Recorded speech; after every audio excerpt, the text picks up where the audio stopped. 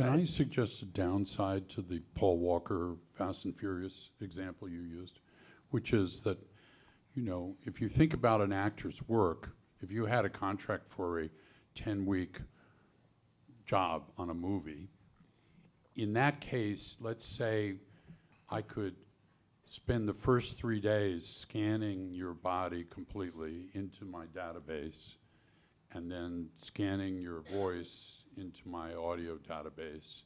I could basically hire you for 1 week and get 10 weeks of work out of you. And you know, you've given up your rights as soon as you've scanned your body into. But you've given jobs to hundreds and hundreds of visual effects artists. and I think, Jonathan, Right? that's Well, that's presuming. But that's yeah, not that- of any help to SAG-AFTRA. Well, but maybe that- not, but it may be help to people that are not union and that need jobs, right? But I think. So, But I think the that question is people what that make your a lot less contract money than Paul says. Walker. But look, I mean, that's what the union is here for, right? I mean, that's why when our members work somewhere where they're being scanned, they know to contact the union. That's why every single job where we've had a report of scanning going on, there's been a engagement between the union and the producer on the question of what the permissible use of that scan technology is as it relates to performers. So, I mean, setting aside, just stepping away for a moment from the question of deepfakes, I mean, we don't view the Paul Walker example as a deepfake. The Paul Walker example is not a deepfake. Paul Neither was Walker Obama, example is, right. The Paul Walker example is an example of the industry using technology, in that case, in negotiation with the estate of Paul Walker and in accordance with the collective bargaining agreement, and that's not that's not where our problem is focused. Our problem is focused on the contract negotiation side, making sure that exactly what you said, Jonathan, doesn't happen, right? And using solidarity and the collective power of the membership of SAG-AFTRA to prevent that.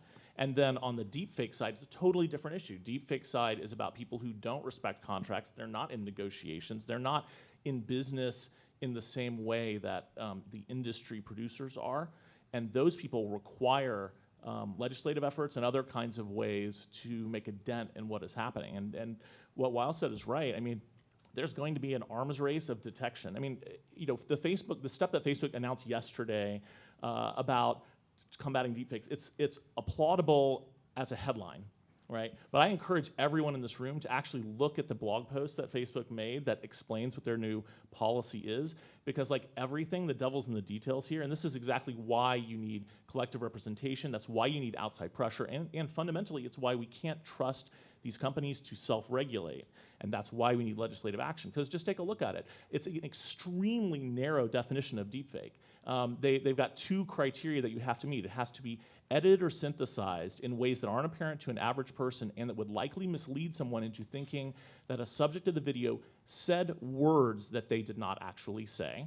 Okay, so they have to say words they did not actually say, and it has to be the product of AI or machine learning that merges, replaces, or superimposes content onto a video, making it appear to be authentic.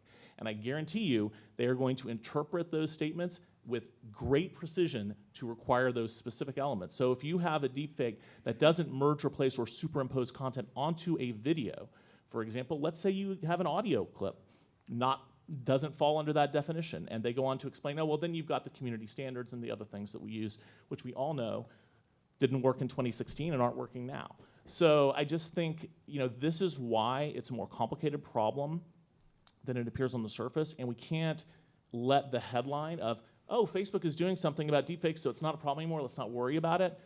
Don't buy that, because that's not the case. Can I just go back Okay. to, sorry, thank you.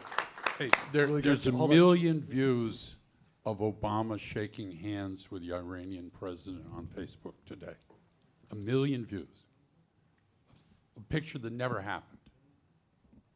Okay, I want to switch And that over has no to. words, by the way, so it Can I doesn't go fall back under the to Facebook Well's policy. comment about detection? Okay, and then I we're mean, gonna how many- switch how on many- to how the many people professional have a use. spam filter on their email?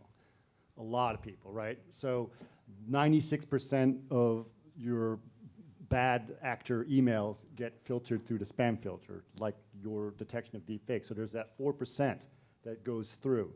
You use regular intelligent things. It's like, maybe I shouldn't click on that link. We usually have learned through the years how to detect things that go through the filter that may not necessarily be correct or may not have been caught by that filter. So just on the detection side, educating people, that's going to be the biggest thing. Right now, yes, we're in the days when people are clicking on links that have the word Viagra in it, which they probably shouldn't. But now, or sending money to some prince in Nigeria, but we don't do that anymore. We learned not to click on that link, and we will learn that a picture with two politicians that's tried to undermine their ideas will probably be fake. We will learn that eventually that's not going to be the case, and it's not going to be, it's just the way it's going to be.